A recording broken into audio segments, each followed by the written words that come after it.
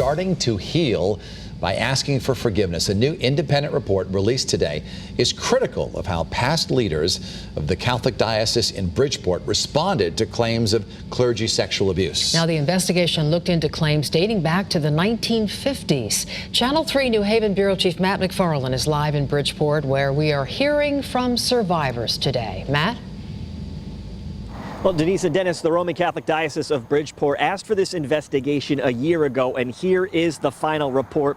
It's pretty hefty. The bishop, Frank Caggiano, he says they can't right a wrong in all that suffering that survivors went through, but he is committed to doing what's right. My mother used to say, to break trust is easy. To rebuild it may take a lifetime. And Bishop Frank Caggiano with the Roman Catholic Diocese of Bridgeport says they're trying to rebuild that trust after decades of clergy sexual abuse and the mishandling by past leaders. I was attracted by the pastor to his private residence to help him move some boxes, and then he wanted to wrestle. I said, well, I'm not a wrestler. Well, it began. For David DeAndrea, he was just 13 years old, and while it happened just once, he kept it quiet for years. Only his mother knew at the time, keeping it from his father. He eventually came forward in 2016 and met with the bishop. According to the investigation headed up by retired Superior Court Judge Robert Holzberg, they identified 281 incidents of sexual assault involving 71 priests. We're told the victims, mainly boys, were between the ages of 5 and 18.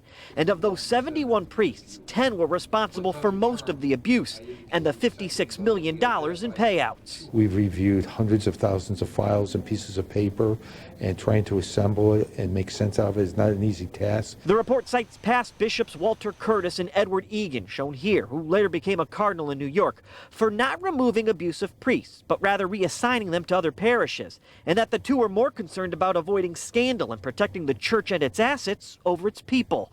Both are now dead. The report goes on to say Caggiano and his predecessor, Bishop William Lori, changed that culture by being more compassionate to survivors.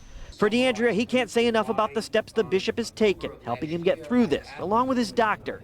As for what happened to him, he doesn't blame the church. In fact, his faith is stronger than ever. It's not about my faith. It's about a bad person. My faith is great. Still believe in it more than ever.